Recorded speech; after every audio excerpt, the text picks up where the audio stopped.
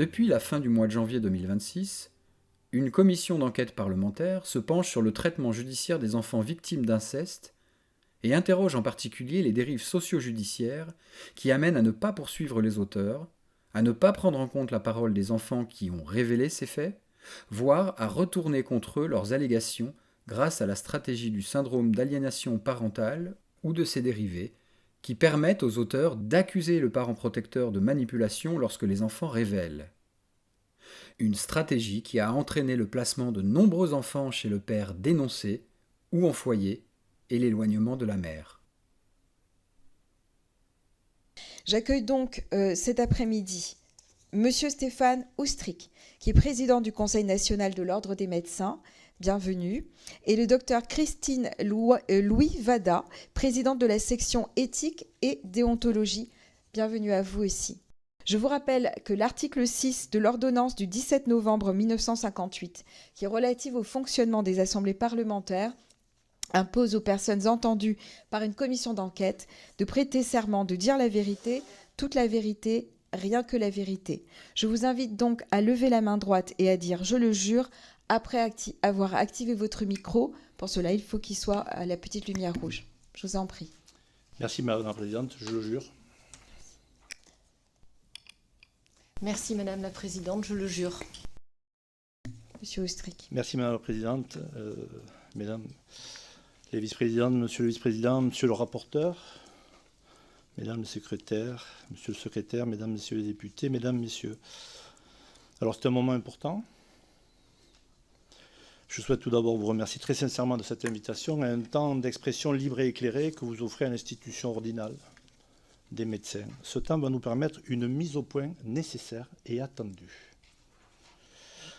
Alors que ça soit très clair, d'abord elle est et avant tout attendue par les enfants victimes, que l'on écoute peu ou pas. Ensuite, par l'immense majorité des mères trop souvent stigmatisées ou pire. Mais votre ordre départemental a pourtant poursuivi le docteur Eugénie Izard pendant 8 ans, suite à un signalement de maltraitance qu'elle avait effectué. Et vous n'avez jamais pris en compte ni la parole de l'enfant, ni celle de sa mère que vous avez stigmatisée pour prendre le parti de ce père médecin.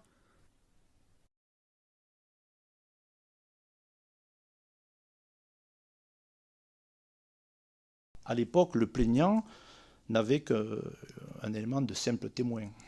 Voilà. Tandis qu'aujourd'hui, c'est une partie à l'instance. Donc, il peut porter plainte directement au conseil départemental. Le conseil départemental n'a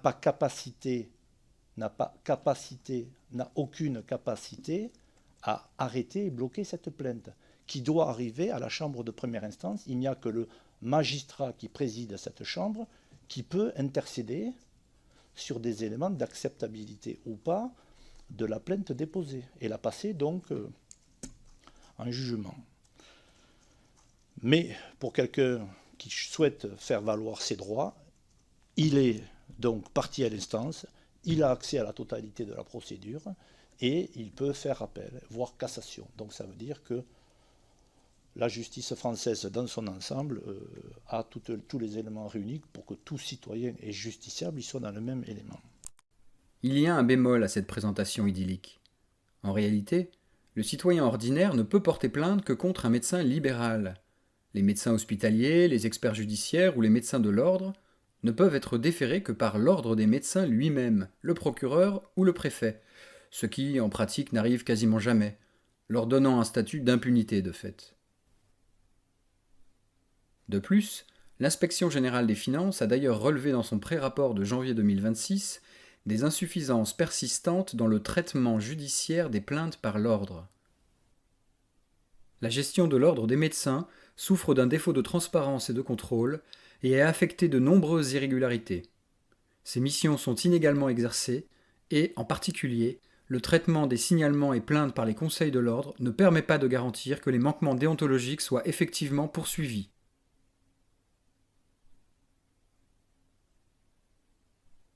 Les plaintes des malades s'entassent au point que la sécurité des patients est menacée, notent les inspecteurs. Ordre des médecins. L'IGF saisit la justice. RIST envisage une dissolution du Conseil de l'Ordre de Paris. Ces dysfonctionnements s'accompagnent de défaillances majeures dans l'exercice des missions disciplinaires. des signalements et des condamnations pénales, y compris pour des faits d'une particulière gravité, n'ont pas fait l'objet de suites appropriées ou ont été traités avec des délais incompatibles avec les exigences de protection des patients et des praticiens. Le directeur général de l'Agence régionale de santé Île-de-France prononce la dissolution du conseil départemental de l'Ordre des médecins de la ville de Paris. L'idylle administrative a donc quelques fissures. Ce n'est pas l'ordre des médecins, ce n'est pas les médecins qui font les sanctions ou qui font les acceptations. Pourtant, c'est bien l'Ordre des médecins qui juge. La composition des formations de jugement des chambres disciplinaires comporte habituellement 5 médecins et un juge administratif.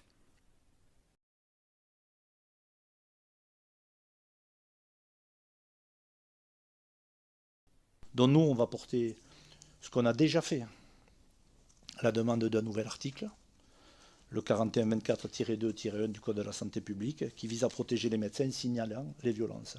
La solution, elle est là. Elle n'est pas ailleurs. Elle n'est pas ailleurs. Si les médecins, ils savent que dans toutes les circonstances, ils sont protégés, aujourd'hui, ils ne sont protégés que par le Code de procédure pénale. Ils ne peuvent pas l'être dans l'autre cas, puisque l'autre cas ne dépend pas de l'ordre des médecins. C'est aussi bien les médecins de l'ordre qui sanctionnent des médecins signalants, sans appliquer de façon constante la loi pénale conçue pour protéger ceux qui alertent dans l'intérêt de l'enfant. Un nouvel article ne protégera pas plus les médecins face à un ordre qui applique de manière arbitraire le droit pénal. Dans certaines décisions, la loi est parfaitement appliquée, comme cette décision du 3 décembre 2024, où il a été jugé que le signalement adressé à la CRIP, alors même qu'il ne fait état que des soupçons du docteur A, rapporte des propos de la mère de l'enfant qu'il n'a pas vérifiés et comporte des mentions sur la procédure administrative qui n'ont aucun caractère médical, étaient destinées à protéger l'enfant et répondaient, de ce fait, aux conditions posées par l'article 221-14 du Code pénal et l'article R 4127-44 du Code de la santé publique. Le docteur A ne peut donc se voir reprocher aucun manquement déontologique du fait de l'envoi de ce signalement. Mais dans d'autres décisions, l'Ordre des médecins choisit de ne pas l'appliquer. C'est ce qui a été le cas pour 3 pédopsychiatres sanctionnés en 2022 et 2023 pour le contenu de signalements destinés à chaque fois à protéger un enfant en danger. On est bien dans une justice partiale du 2 poids 2 mesures. Un nouvel article ne changera donc rien à la protection des médecins contre les sanctions prononcées par son propre ordre.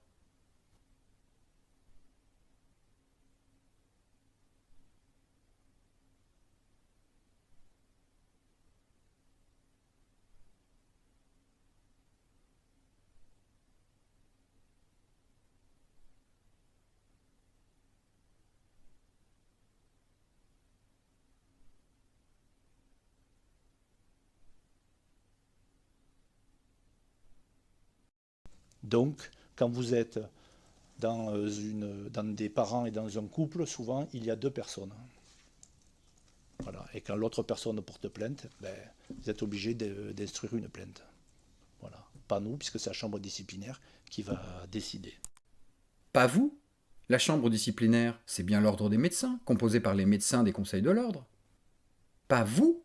Pourtant, l'ordre des médecins a continué à poursuivre seul le docteur Izard, alors que le plaignant s'était retiré.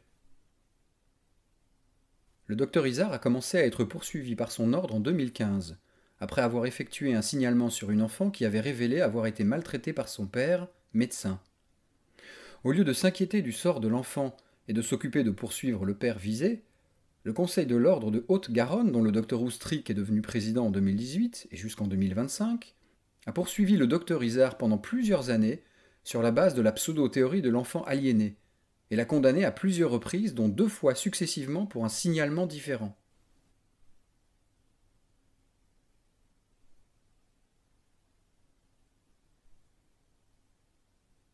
Citons.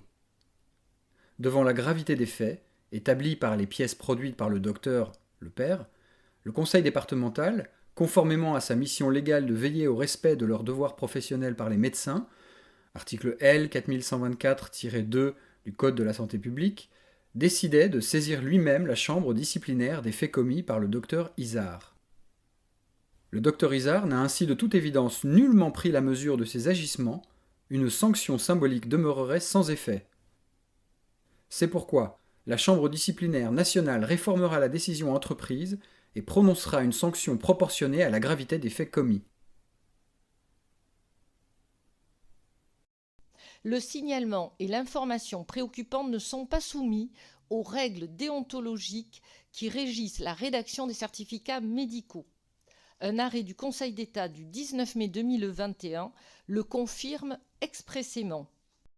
Les signalements ou informations préoccupantes visent à alerter les autorités compétentes et non à établir une preuve médicale.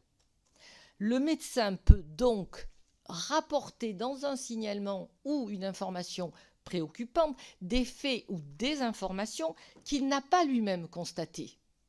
Et cette différence, elle est essentielle à comprendre. Pourtant, comme on vient de le voir, plusieurs médecins ont été condamnés pour la rédaction de leurs signalements et de leurs informations préoccupantes par l'ordre, comme s'il s'agissait de certificats. Il faut appréhender cette distinction. C'est absolument essentiel. C'est la base de la protection des enfants. Vous signalez au procureur, vous faites une information préoccupante, vous pouvez mettre dans votre signalement ou votre IP ce que vous voulez, ce que vous n'avez pas constaté. Vous ne serez, et j'ai des chiffres à l'appui, jamais condamné.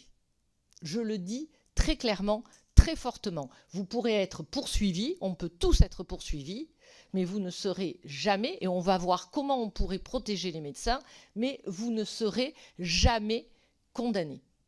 Faux. Encore une fois, plusieurs médecins ont été condamnés pour la rédaction de leurs signalements et de leurs informations préoccupantes par l'ordre. Vous ne serez, et j'ai des chiffres à l'appui, jamais condamné. De dire la vérité, toute la vérité, rien que la vérité. Je vous invite donc à lever la main droite et à dire « je le jure ». Merci Madame la Présidente, je le jure. Donc en février 2022, déjà, le Conseil national a proposé la création d'un nouvel article L4124-2-1. En février 2022 ? Et nous sommes en 2026 et toujours rien ? En 2022 et 2023, pourtant, plusieurs médecins ont été condamnés par la Chambre nationale pour leur signalement. Il y a donc les belles intentions affichées, mais la réalité est tout autre, et réduit au silence et terrorise tous les médecins qui devraient signaler. Par ailleurs, ces sanctions n'ont fait qu'aggraver la situation, car elles font jurisprudence et rendent les médecins encore plus frileux. Cet article dans le Code de santé publique permettrait de protéger le médecin qui procède à un signalement. La proposition est ainsi rédigée.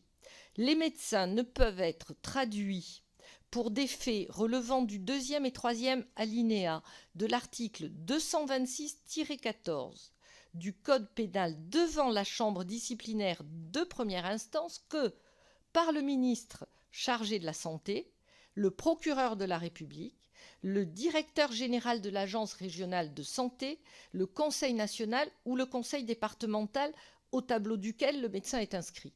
En gros, on ne peut pas empêcher des poursuites, donc, sauf si ces poursuites ne sont autorisées que par les autorités que je viens de citer. Donc le Conseil national souhaite ainsi protéger les médecins signalant des risques de poursuite de la part des auteurs présumés de ces violences, en limitant la saisine de la juridiction disciplinaire ordinale à certaines autorités limitativement énumérées. C'est un point majeur, et je m'excuse de le répéter, pour l'engagement massif de toutes nos consoeurs et de tous nos confrères.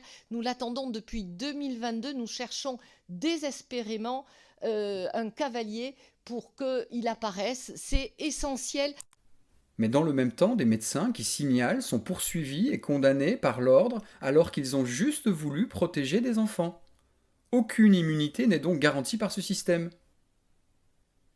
Je voudrais juste rappeler quelques chiffres pour l'année 2025 et on vous donnera les chiffres à partir de 2023. Mais pour 2025, Les procédures disciplinaires engagées à l'encontre des médecins en 2025, il y en a sur 2142 affaires jugées, chambre de première instance et chambre d'appel comprises, d'accord ? 5 concernaient des signalements. Ces 5 saisines ont donné lieu à 5 relax. Si vous aviez besoin d'une démonstration qu'un médecin qui réalise un signalement ou une information préoccupante, qu'il transmet aux autorités judiciaires ou administratives, ne sera jamais condamné, même par les chambres disciplinaires qui sont indépendantes, vous en avez là une démonstration et les chiffres des années précédentes jusqu'à 2023 le démontrent. Là encore, c'est faux. Le docteur Izard et d'autres médecins ont été poursuivis et condamnés pour informations préoccupantes et signalements par des décisions rendues en 2022 et 2023. Les dates existent, les décisions aussi. À condition aussi de comprendre que l'ordre utilise des subterfuges pour condamner certains médecins signalants, en dénaturant la nature du signalement et en le mentionnant comme une lettre ou des courriers.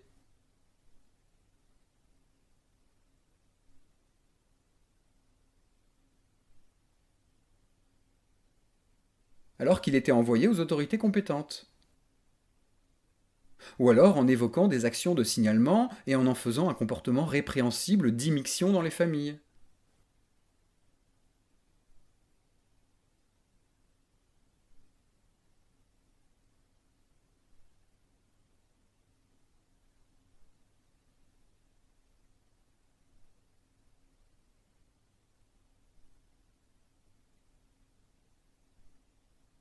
Le Conseil national de l'ordre des médecins fait également partie des membres du Conseil national de protection de l'enfance, du CNPE, et ça depuis longtemps, et a participé à plusieurs des échanges avec la CIBIS.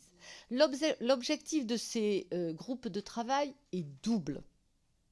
Identifier les freins au signalement et accompagner les médecins dans la rédaction de leurs signalements et informations préoccupantes, pour qu'enfin la forme ne devienne jamais un obstacle à la protection. Donc il y a un besoin de formation qui est essentiel. Parallèlement, nous harmonisons l'action dans les conseils départementaux au travers des commissions vigilance, violence, victimes pour accompagner les médecins dans la rédaction des signalements. Nous mettons à disposition des modèles de signalement et d'informations préoccupantes réalisés en collaboration avec les sociétés savantes. Pourquoi l'ordre veut-il accompagner les médecins dans la rédaction de leurs signalements et les former, alors qu'il vient de dire « vous pouvez mettre ce que vous voulez ». Vous pouvez mettre dans votre signalement ou votre IP ce que vous voulez, ce que vous n'avez pas constaté. Et former les médecins à quoi ? Sur quoi ? L'ordre n'a aucune compétence en matière de détection des maltraitances. Et quant à la forme du signalement, en quoi elle concerne l'ordre, puisque les contenus ne sont pas opposables selon la loi pénale, sauf en cas de mauvaise foi ? Le docteur Maurice Berger vous a cité l'exemple d'une... Au départ, c'était un certificat, puis c'était un signalement téléchargé sur le site de l'ordre.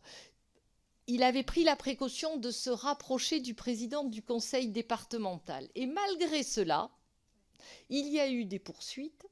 Et à l'issue de ces poursuites, il y a eu une condamnation. Mais vous avez entendu dans la présentation que faisait condamnation qui ne dépendent pas de nous, madame. Des condamnations qui ne dépendent pas de nous ? Ah, vraiment ? Mais qui donc a la responsabilité alors ? Bien sûr que les condamnations dépendent des médecins de l'ordre, de la chambre disciplinaire nationale. Comme déjà dit, en chambre disciplinaire, il y a habituellement 5 médecins et un juge administratif. La sanction est prononcée avec la majorité. Donc, ce sont bien les médecins de l'ordre, les mêmes qui sont dans les conseils de l'ordre, qui sont juges, votent et sanctionnent. Que les médecins fassent des signalements et des informations préoccupantes. Et je suis sûre que la chambre disciplinaire qui est indépendante, et ça vous sera confirmé si vous auditionnez le président de la Chambre nationale, il n'y aura jamais, jamais, jamais de condamnation. Regardez les chiffres. Regardons plutôt la réalité. 3 médecins condamnés, 2 en 2023, 1 en 2022 au moins, et déjà condamnés dans les années précédentes pour leur information préoccupante et leur signalement. On le répétera autant de fois que l'ordre des médecins affirmera le contraire. Et j'ai eu envie, dans mon exercice, avant de m'engager ordinalement, d'être encore plus à côté des victimes, de faire ce qu'il ne faut pas faire, d'être comme l'avocat de nos victimes que nous avions en consultation. Ah bon ? Il ne faut pas être l'avocat des victimes ?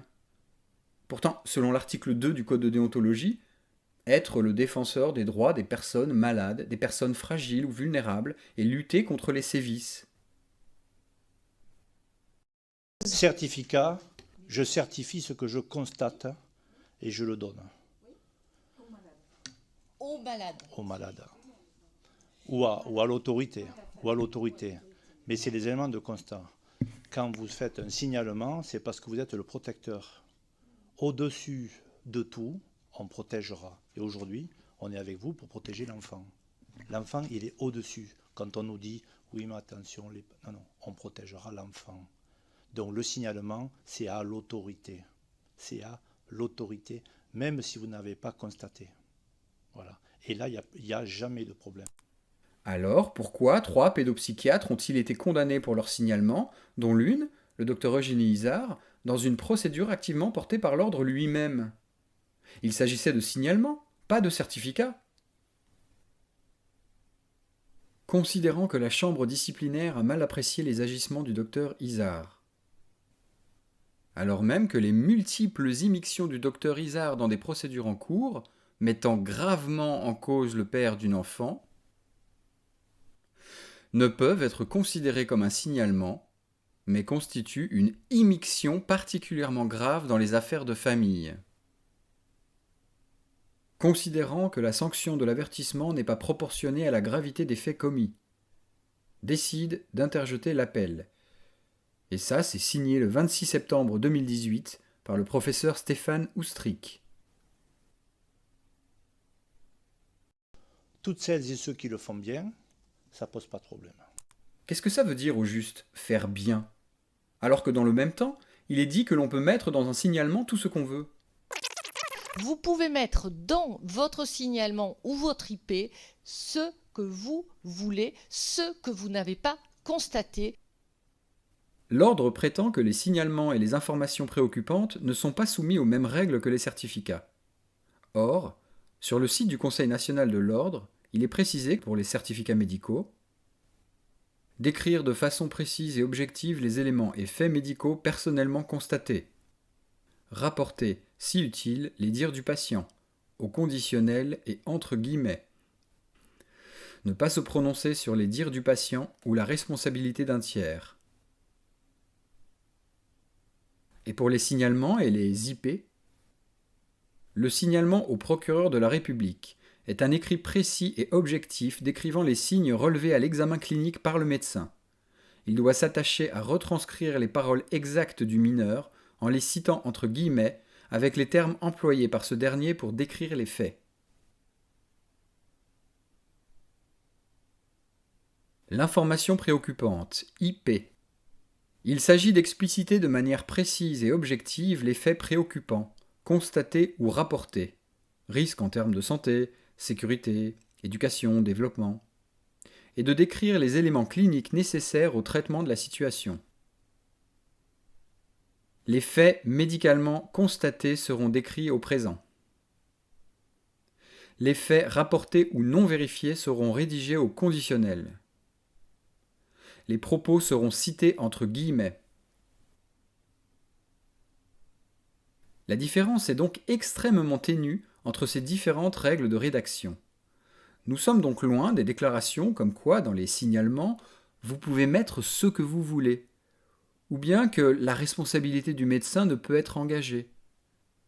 L'ordre, par ses multiples règles, réduit en réalité drastiquement les contenus des signalements et des informations préoccupantes afin de garder le pouvoir de sanctionner des médecins pour le contenu de leurs signalements. Nous sommes là pour les enfants. Et aujourd'hui, on est avec vous pour protéger l'enfant. L'enfant, il est au-dessus. Quand on nous dit, Oui, mais attention, non, on protégera l'enfant. On est en phase avec les attentes légitimes des victimes. Parce que le premier élément, c'est les victimes. Il y a quand même l'intérêt de notre République, de nos enfants. Enfin, c'est pas... Voilà. Moi, ça fait 35 ans que je suis là pour eux et j'espère encore un peu. Voilà. Et c'est notre mission de protéger l'enfant. Donc, il n'y a même pas de question pour ça. Mais si on ne se trompe pas, la solution, c'est la même. C'est le signalement. Parce que nous, on doit protéger avant tout l'enfant. Point. La priorité, c'est l'enfant. La priorité, c'est l'enfant. Ah, la priorité c'est l'enfant? Alors pourquoi avez-vous poursuivi le docteur Izard qui défendait l'enfant et pris la défense du père médecin?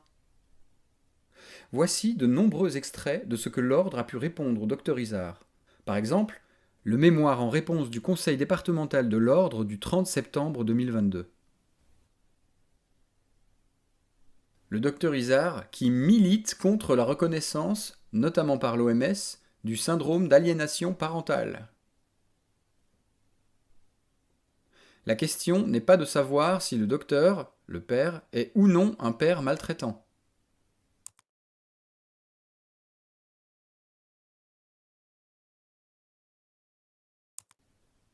Les maltraitances en question, à les supposer commises, ne justifieraient de toute façon pas le comportement du docteur Izard. Le docteur Izard, emporté par sa posture militante, a visiblement perdu toute objectivité et toute capacité à se remettre en question. La protection de l'enfance en danger suppose une attitude rigoureuse et respectueuse du rôle de chacun. Des accusations d'une telle intensité qu'elles pourraient laisser croire que le docteur Izard serait à l'origine d'infractions particulièrement graves, alors qu'elle n'a fait que signaler la situation d'une enfant victime de maltraitance et soutenir sa mère. Il lui est reproché un prétendu militantisme aveugle, alors qu'elle s'est inscrite dans une attitude rigoureuse, fondée sur un examen clinique consciencieux et un suivi attentif de l'enfant.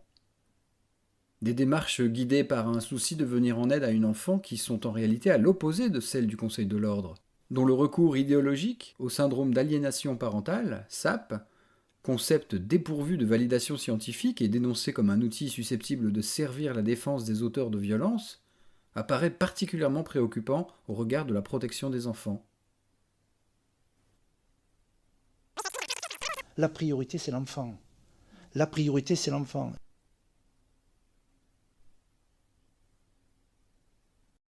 Moi, je l'ai fait pas mal de signalements. C'est un moment terrible. C'est un moment terrible quand ça ne suit pas. C'est terrible. C'est terrible parce que vous êtes seul. Et j'ai en mémoire des histoires. Donc c'est terrible. Ça pose problème. Et faire des signalements qui ne suivent pas, et se retrouver en plus poursuivi plusieurs années par son ordre au lieu d'être soutenu, vous pensez pas que c'est terrible aussi? Mais il ne faut pas jeter la pierre aux autorités judiciaires ou aux polices, parce que aujourd'hui, c'est plus le cas.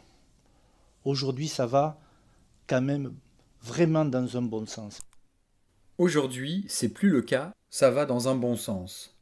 Ça va tellement dans le bon sens qu'on a été obligé de créer cette commission d'enquête parlementaire sur le traitement judiciaire des violences sexuelles incestueuses parentales commises contre les enfants, et en particulier la situation des mères protectrices. 73% de classement sans suite sur les violences sexuelles sur mineurs, ça va dans le bon sens? Alors que seulement 6% des victimes portent plainte. Et seulement 8% des victimes qui ont parlé ont reçu un soutien social positif, c'est-à-dire qu'elles ont été crues, écoutées et protégées, d'après la Civise. Et d'après Maël Stricot, en 2024, on monte même à 86% de classement sans suite, mineurs et majeurs confondus. C'est ça, le bon sens ?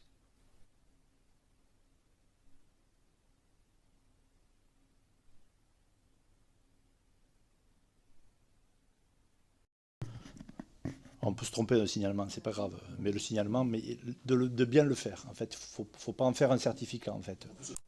Alors pourquoi 3 pédopsychiatres ont été condamnés pour leur signalement, dont une que vous avez vous-même fait condamner pour cela? Ils ont tous été condamnés pour des signalements, et non des certificats.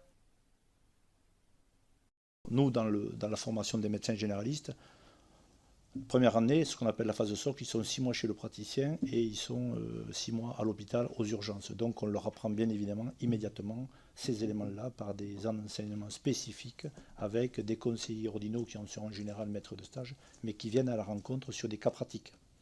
Voilà, parce qu'on n'est pas là pour leur faire de la connaissance, on est là pour les mettre en situation de compétence. La formation sur les signalements pour les médecins? Donc uniquement des règles de forme? À quelle fin? Pour éviter les poursuites de l'ordre, qui en réalité n'a pas le droit de poursuivre les médecins signalants? Je vais passer la parole à Arnaud Bonnet. Pour les médecins protecteurs, nous avons reçu, vous l'avez vu je pense, le docteur Isard qui avait signalé des faits de maltraitance d'une de ses jeunes patientes à un juge des enfants qui s'est ainsi vu sanctionné de 3 mois de suspension d'exercice. Alors, ces faits passés expliquaient évidemment le chiffre si bas des signalements pour violences sur mineurs émanant des professions médicales, et pour moi c'est un problème, c'est seulement 5% des signalements, ce qui est totalement impossible pour moi, au vu de la proximité qu'on peut avoir avec son médecin. Les médecins ont peur de signaler, aujourd'hui encore, et ça c'est assez effrayant. Et là oui, nous avons un problème, c'est que parfois, le système de plainte semble être détourné par les agresseurs, vous en avez parlé, pour engager des procédures bâillons. Et évidemment, parce qu'à juste titre, ils ne veulent pas être suspendus pour dénoncer ce que vivent leurs jeunes patients.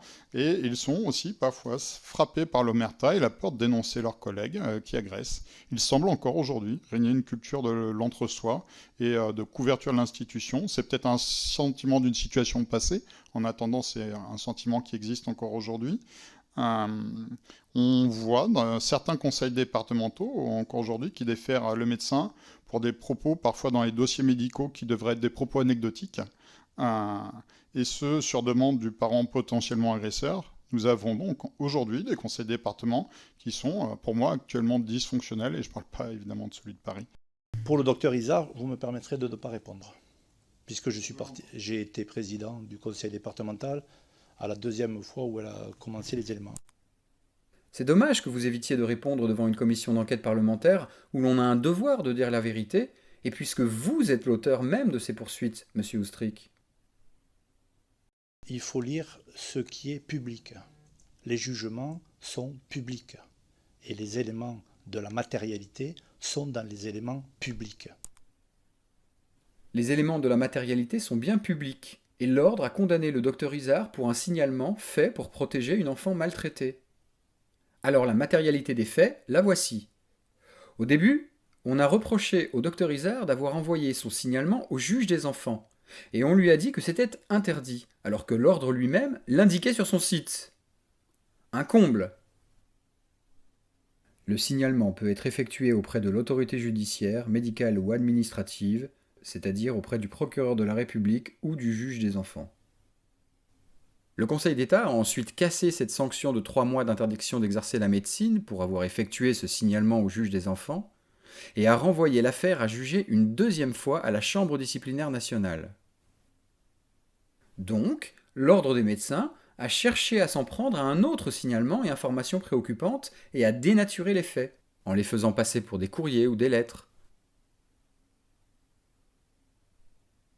Et par ce tour de passe-passe, il a pu condamner le docteur Isard pour son courrier de signalement et au motif d'immixtion dans les affaires de famille. Une immixtion particulièrement grave dans les affaires de famille. Pas un signalement, mais une immixtion. Une attitude d'immixtion dans les affaires familiales non justifiée par des raisons professionnelles. Il est infligé au docteur Isard la sanction de l'interdiction d'exercer la médecine pendant une durée de 3 mois, dont 1 mois avec sursis.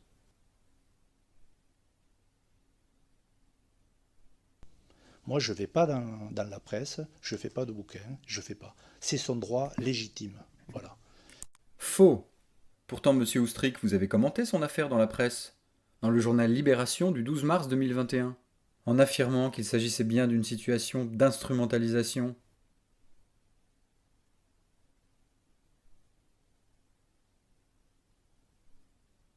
Et en disant, dans cet article qui lui était consacré, que l'association de professionnels qu'elle avait créée et qu'elle présidait était dans des dérives sectaires devant intéresser la Miviludes, la mission interministérielle de vigilance et de lutte contre les dérives sectaires, Rien que ça. Un président de conseil départemental de l'ordre, censé garantir la déontologie et la protection des plus vulnérables, qui disqualifie et diffame publiquement un réseau de professionnels engagés pour les enfants en le qualifiant de dérive sectaire. Voilà un renversement symbolique très fort. Et que le Conseil national juge que de tels agissements ne contreviennent pas au code de déontologie, alors qu'ils ne respectent ni l'obligation de confraternité, article 56, ni la probité, ni la moralité dont doit faire preuve un médecin, article 3, montre à quel point cette institution est complice en ne poursuivant pas des comportements inacceptables de certains de ses membres. Et je pense que le conseil départemental, depuis longtemps, n'a jamais voulu répondre à ces éléments de quelqu'un qui va dans la presse et qui fait la publicité. Pour le président de l'ordre, aller dans la presse pour dénoncer des dérives de l'ordre et lancer l'alerte sur les dysfonctionnements entravant la protection des enfants, c'est, je cite, faire de la publicité. Écrire des livres, c'est faire de la publicité. Un livre qui s'intitule « Ces enfants qu'on maltraite », c'est faire de la publicité.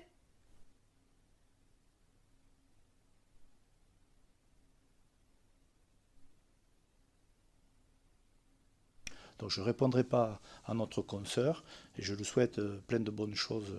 Elle a traversé aussi des moments difficiles, mais pas que pour les éléments dont elle relate, si on est totalement franc. En affirmant sous forme d'insinuation qui ne repose sur aucun fait examinable et en rapport avec l'objet de cette audition, vous introduisez une appréciation personnelle non étayée qui met en cause la crédibilité du docteur Izard plutôt que de répondre sur le fond.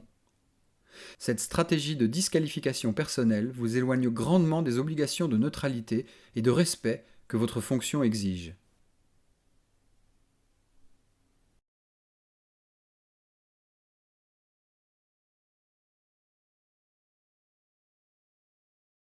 Quand on dit, je peux en parler parce qu'ils ont répondu, vous avez une villa à Nice avec la piscine ici et là, c'est totalement faux. C'est totalement faux puisqu'il y a un achat. Je peux vous donner les chiffres. Vous devez savoir, vous êtes la République dont je vous dois. Ça coûtait 2,5 millions d'euros. 1,5 million en vente de l'ancien local qui n'était pas adapté. Pourquoi? Parce qu'il ne pouvait pas recevoir le public. Donc vous êtes obligé, quand vous êtes une institution, de recevoir le public. La villa, la piscine est rebouchée immédiatement en 2021. Il y a 15 places de parking. Il y a même France 2, je crois, qui est allé faire un documentaire là-dessus.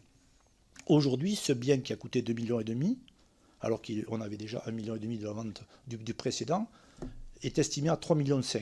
Moi, je n'ai pas l'impression que le patrimoine des médecins, parce que c'est le patrimoine des médecins, ait été affecté. Donc si on sort des chiffres, que sur des factures de notaire, sur des éléments de facture, ce n'est pas authentifié, écoutez, je me pose des questions. Voilà, je ne vais pas aller plus loin, mais celui-là, il était emblématique.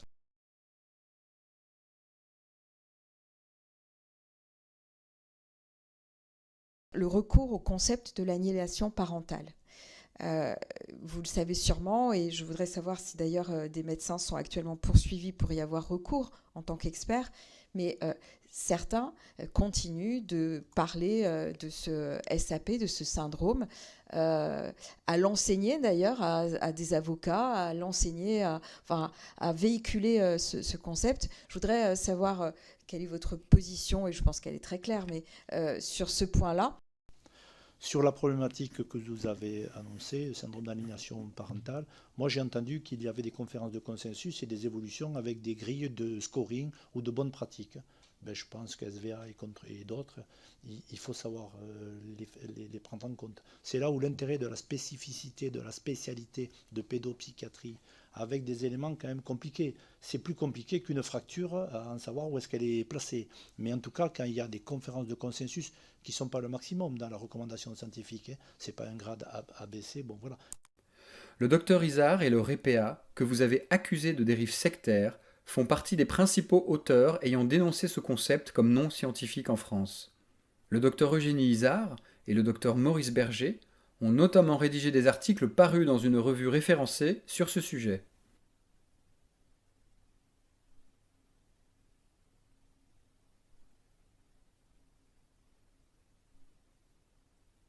Mais en tout cas, c'est une conférence de consensus qui fait état et qui a produit des éléments voilà, et qui sont largement édités aujourd'hui dans la littérature, que même nous, on apprend à nos étudiants, et donc SVA et autres.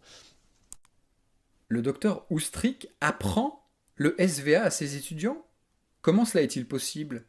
C'est une méthode qui n'est enseignée qu'en Suisse, avec une formation de 40 heures destinée à la pratique d'expertise, d'analyse de crédibilité de la déclaration de mineurs victimes d'agressions sexuelles, et uniquement réservée aux psychologues et aux psychiatres. Le docteur Stéphane Oustrik est un généraliste. De ce fait, comment pourrait-il être en mesure de l'apprendre à qui que ce soit, et qui plus est, à des étudiants en médecine générale, alors qu'il s'agit de compétences hautement techniques de spécialistes ? Donc à partir de ce moment-là, je pense qu'aujourd'hui, il faut faire ce qui est de recommandé. Et donc ce qui est recommandé, ce n'est pas le syndrome d'aliénation parentale. C'est frappant cette non-recommandation du syndrome d'aliénation parentale, concédée du bout des lèvres, d'une voix presque éteinte. On sent comme un embarras. Quand quelqu'un dit « moi je sais, je fais ça », je pense que vis-à-vis du juge et vis-à-vis de la cour d'appel qui le nomme, cet expert engage une responsabilité du technicien qu'il est. Mais ça, c'est de la problématique quand même de la justice, en partie. Vous voyez, moi je ne vais pas interférer sur ces éléments. Est-ce que vous ne pensez pas qu'il y a une question de déontologie aussi quand même, de non, mais véhiculer si c'est son référentiel métier, je ne vais pas faire... Enfin, je ne vais pas aujourd'hui venir discuter sur les propos de mon collègue Berger. Et mon collègue Berger, quand même, c'est un homme admirable, honorable, qui a un savoir rare, mais qui est avancé dans l'âge. Mais lui, il se remet en cause, il se remet en question. En tant que gardien de l'éthique, Dr Oustrik, on vous parle de votre responsabilité de la pratique médicale d'un expert qui utilise le SAP au détriment de la protection des enfants. Pourquoi, Dr Oustrik, ne répondez-vous pas que l'ordre est engagé au respect de l'éthique de protection des enfants et bannit fermement, comme c'est indiqué dans le code de déontologie, tout charlatanisme ou procédé non conforme à la science ? Pourquoi, au lieu de ça, déviez-vous sur la pratique du docteur Berger, qui alerte justement sur ce procédé frauduleux depuis plusieurs années, en disant que vous n'allez pas venir discuter de son référentiel métier ? D'ailleurs, face à l'inélégance de vos attaques ad personam, le docteur Berger a une réponse à vous faire. Lors de son audition, le docteur Oustrik, président du Conseil de l'Ordre, a utilisé, pour invalider mes propos, un argument ad personam en me qualifiant d'avancé dans l'âge. Ma sénescence ne me paraît pas aussi évidente. Je suis le seul pédopsychiatre à mener des recherches actuellement sur la prise en charge des mineurs extrêmement violents, avec un ouvrage paru en 2025 sur ce sujet. Je suis sollicité chaque année pour la formation des magistrats à l'École nationale de la magistrature, encore en avril 2026, sur la violence des mineurs et sur les séparations parentales conflictuelles. On fait régulièrement appel à moi dans les services d'hospitalisation pédopsychiatrique, à temps plein, pour apporter mon éclairage sur des situations complexes. Je suis le pédopsychiatre consultant d'un dispositif innovant, unique en France, l'Arbre Voyageur, dédié à l'accueil des mineurs dits incasables, qu'aucune autre structure ne parvient à prendre en charge. J'ai été invité en mai 2026 par le groupe lyonnais de psychanalyse Rhône-Alpes pour donner une conférence suivie par 400 personnes sur la construction des comportements violents. Je suis l'auteur d'un article sur le rétablissement des interdits dans la revue française de criminologie et de droit pénal en octobre 2025, et d'un article sur la destructivité dans un ouvrage collectif paru aux éditions RS en 2025. Et je suis toujours psychiatre, dans un service de réadaptation fonctionnelle qui reçoit, entre autres, des victimes d'agressions, etc. Je pense donc ne présenter qu'une forme modérée de gâtisme. Quand on est expert, il faut se baser sur les éléments acquis de la science à un moment donné. C'est pas « je l'ai appris il y a 40 ans et je reste campé sur cet élément-là ». Puisque vous avez contourné malhabilement la question pourtant bien claire de Madame la députée sur la responsabilité de l'ordre à garantir l'éthique et la conformité des pratiques médicales face à l'utilisation du concept frauduleux d'aliénation parentale, il est peut-être temps de parler de la plainte en appel à l'ordre des médecins contre un certain psychiatre, fervent promoteur du syndrome d'aliénation parentale et de ses avatars. C'est un autre son de cloche que l'ordre laissait pourtant entendre il y a peu. Citons. Il ressort des pièces du dossier, d'une part qu'il n'est nullement avéré que le docteur X se soit comporté en disciple inconditionnel de Richard Gardner, ou se soit purement et simplement rallié aux théories de ce dernier. D'autre part, que le concept de l'aliénation parentale ou de situation similaire sur lequel s'est exprimé le docteur X, même s'il n'est pas médicalement validé, notamment par la 5e édition de 2022 du manuel diagnostique et statistique des troubles mentaux et des troubles psychiatriques, DSM-5, ou la 11e classification internationale des maladies, CIM 11, publiée par l'OMS et ne fait pas consensus, n'en suscite pas moins un large débat scientifique auquel ont pris part de nombreux professionnels, voire même des juridictions. Dans ces conditions, outre qu'il n'appartient pas à la chambre disciplinaire de trancher le fond de ce débat théorique, le seul fait pour le docteur X d'exprimer une opinion, fût-elle minoritaire, sur ce sujet controversé toujours en discussion, ne peut être regardé comme un manquement aux obligations déontologiques mentionnées par les articles précités du Code de la santé publique. Par ces motifs, décide les plaintes des associations REPA, IED, CDP Enfance et CFCV sont rejetées. Le psychiatre en question n'a pas été poursuivi. L'ordre a refusé de le poursuivre pour les multiples expertises controversées pour lesquelles il n'a donc pas été déféré. Quelle suite en attendre de l'ordre, fort de votre aveu de non-recommandation du SAP ? Le Conseil national va-t-il enfin déférer ce psychiatre pour ses multiples expertises, utilisant ce concept de SAP ? On peut relever au passage ce petit détail significatif. Si l'usage du terme militantisme est, concernant ce docteur X, prudemment placé entre guillemets par l'ordre, comme une simple citation des plaignants, dont la plainte sera rejetée, rappelons-le, en revanche, concernant le docteur Izard, le mot semble beaucoup plus assumé par l'ordre qui le fait sien plusieurs fois. Sans commentaire. Je crois, Madame la Présidente, que vous voulez parler de la problématique des experts judiciaires qui donc sont en mission de service public, c'est-à-dire qui ne peuvent être déférés que par les ordres. Et vous soulevez les problématiques d'experts judiciaires qui n'ont pas été déférés par l'ordre, par le conseil départemental, mais il y a des voies de recours. C'est-à-dire comme que si il y a un appel d'abord au national, et il y a une cassation, et il y a le tribunal surtout administratif pour ces experts. En clair, pour obtenir qu'un expert soit enfin mis en cause, il faudrait s'engager dans un parcours procédural interminable, coûteux et souvent inaccessible. Autant dire que c'est mission impossible pour le citoyen lambda. Nous ne sommes pas là pour juger de la compétence. Nous ne pouvons pas, nous, juger de la qualité des soins. Il est difficile pour un conseil départemental de juger pareillement de la qualité d'une expertise comme de la qualité de soins qui n'ont pas été rendus suivant les données acquises de la science. Voilà. Donc, et c'est peut-être pour cela que certains experts judiciaires n'ont pas été déférés. C'est pourtant précisément la mission de l'ordre de juger de l'incompétence des médecins et de les exclure s'ils sont dangereux. En vertu de l'article L 4121-2 du Code de la santé publique, l'ordre des médecins a pour mission de veiller au respect, par les médecins, des principes de compétence, de probité, de dévouement et des devoirs professionnels. À ce titre, il lui appartient d'apprécier disciplinairement les manquements d'un médecin à ses obligations déontologiques, notamment à l'article R 4127-32 du Code de la santé publique, imposant des soins consciencieux, dévoués et fondés sur les données acquises de la science. Et puis, ce que disait le président Stéphane Oustric, c'est qu'il y a également le juge qui a posé des questions et qui n'obtient pas les réponses à ces questions. C'est à lui aussi ou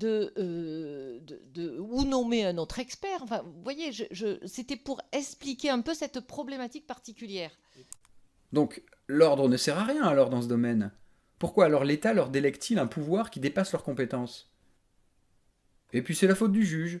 On botte en touche, on se déresponsabilise. Bravo l'ordre.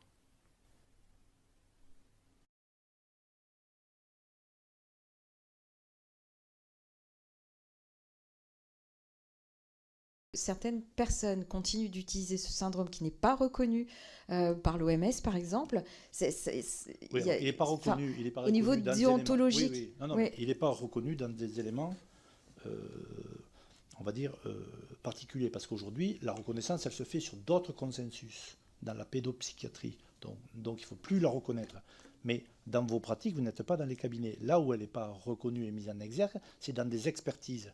Comment on arrive à ce niveau d'expertise? C'est une mission de service public fixée par un juge. Ceux qui font une infraction parce qu'ils s'en servent sous forme de signalement ou de certificat, ils retombent sous d'autres éléments, là, de pouvoir enfreindre la déontologie sur des éléments qui ne sont pas des bonnes pratiques. Mais où est-ce qu'on va pouvoir agir? C'est l'insuffisance professionnelle. À propos du syndrome d'aliénation parentale, on va reprendre toute sa phrase alambiquée. Il n'est pas reconnu dans des éléments particuliers parce qu'aujourd'hui la reconnaissance elle se fait sur d'autres consensus dans la pédopsychiatrie. Donc, il ne faut plus la reconnaître, mais dans vos pratiques, vous n'êtes pas dans les cabinets. Là où elle n'est pas reconnue et mise en exergue, c'est dans des expertises. Comment on arrive à ce niveau d'expertise? C'est une mission de service public fixée par un juge. Ceux qui font une infraction parce qu'ils s'en servent sous forme de signalement ou de certificat, ils retombent sous d'autres éléments de pouvoir enfreindre la déontologie sur des éléments qui ne sont pas des bonnes pratiques. Mais où est-ce qu'on va pouvoir agir? C'est l'insuffisance professionnelle.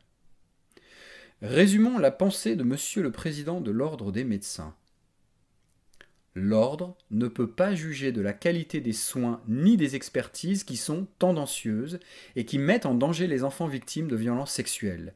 Mais par contre, l'ordre peut juger si les signalements, entre guillemets, qui sont donc faits par des médecins pour protéger les enfants victimes, enfreignent la déontologie.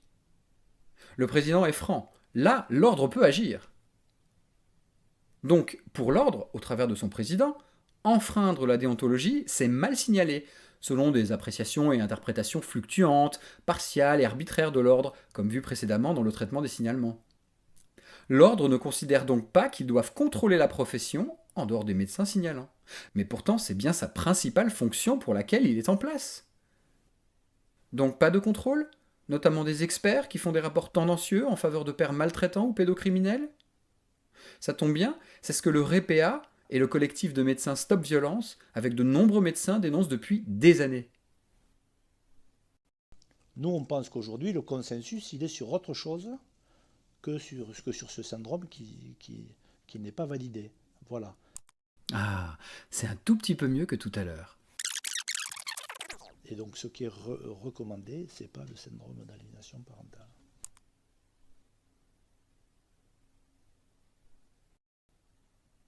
Toujours à propos de ce SAP et des experts qui l'utilisent. Est-ce que ça fait courir une insécurité? Et c'est là où on retombe dans des éléments d'abord de pénal potentiellement, parce que c'est une mise en danger. C'est là où on retombe dans des problèmes de déontologie quand ils sont allégués, enfin quand ils sont pas allégués, pardon, quand ils sont déclarés au Conseil de l'ordre. Mais l'ordre ne peut pas se déclarer quand lui-même n'a pas la connaissance. Vous voyez, c'est toujours compliqué quand on ne nous prévient pas. Si vous prévenez pas que le docteur psychiatre utilise cet élément de base, vous voyez, si vous ne le dites pas, il peut continuer son activité si personne ne s'en plaint. S'il n'y a pas de plainte, qui voulez-vous qu'il le sache? Mais, Madame la Présidente. Mais des femmes qui sont confrontées à ce mais sujet-là s'en plaignent. Mais elles le disent. Des associations nous le disent, des avocats nous le disent. Donc il y a une réalité de l'utilisation de ce symptôme et des conséquences terribles que ça peut apporter. On va demander à tous nos conseils de revenir vers nous, voir s'ils ont des éléments de preuve. Oui, s'il vous plaît. Voilà. Mais il ne faut pas qu'ils partent au civil ou qu'ils partent au pénal. Vous voyez ce que je veux dire?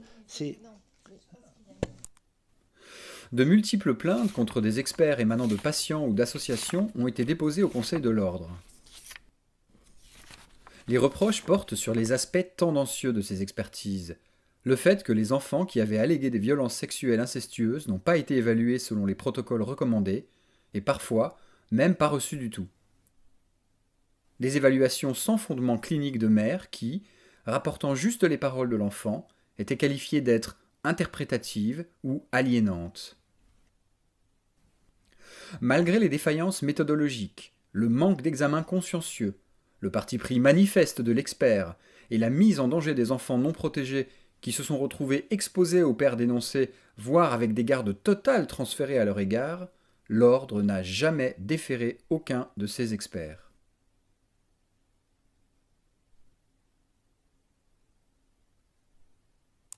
Non, mais je comprends ce que vous dire. Il y a une plainte qui est réellement portée donc, par des personnes, donc en l'occurrence, bien sûr, les mamans et les associations. Mais nous, on n'en a pas la trace. Donc il va falloir qu'on vérifie dans les conseils départementaux ou au régional, si on a des traces. Mais ça ne nous dit rien. On va le vérifier. Hein. Faux. Le conseil départemental des Yvelines a été saisi à plusieurs reprises, ainsi que le conseil national, depuis au moins 2015, par plusieurs patients et plusieurs associations. Mais l'ordre n'a jamais déféré ce psychiatre concernant ses expertises judiciaires et l'ensemble des autres plaintes a été rejeté par la chambre disciplinaire régionale. Il n'appartient pas à la chambre disciplinaire de trancher le fond de ce débat théorique. De dire la vérité, toute la vérité, rien que la vérité. Je vous invite donc à lever la main droite et à dire « je le jure ». Merci Madame la Présidente, je le jure. Comment, d'ailleurs, le Conseil de l'ordre pourrait-il s'insurger et poursuivre des experts alors qu'il utilise lui-même le SAP comme fondement probant dans des poursuites et des décisions, comme ce fut le cas du docteur Izard, poursuivi par le conseil départemental que le docteur Oustric présidait.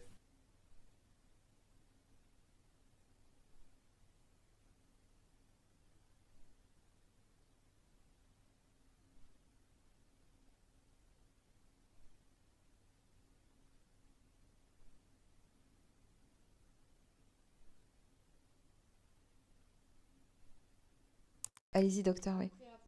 Écouter les auditions, évidemment, j'ai essayé de remonter pour voir à quel moment il n'y avait pas eu justement un expert judiciaire dans cette situation n'avait pas été déféré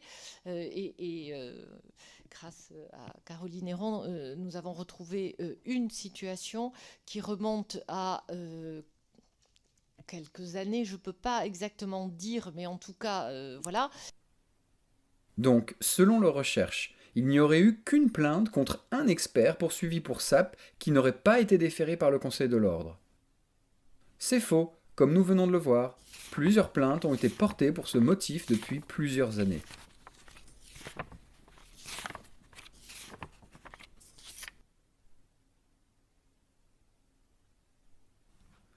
En d'autres termes, il faut se poser une sérieuse question. Les patients ne peuvent pas être protégés par un système qui ne prend pas ses responsabilités pour mettre en cause de potentiels experts défaillants. Comment peut-on encore croire qu'il n'y aurait aucun expert problématique en France ? Force est de constater que nous avons affaire à un système qui échoue à protéger les patients. Mais on n'a pas la main entièrement parce que y a aussi le problème des experts. S'il y a des experts qui posent problème dans leurs expertises, il ne faut plus qu'elles soient inscrites sur la liste du procureur. Sauf que s'il n'est pas condamné par l'ordre, comment la justice peut-elle comprendre que cet expert est incompétent ou dangereux, puisque c'est justement à l'ordre de juger des bonnes pratiques et d'agir pour la protection des patients ?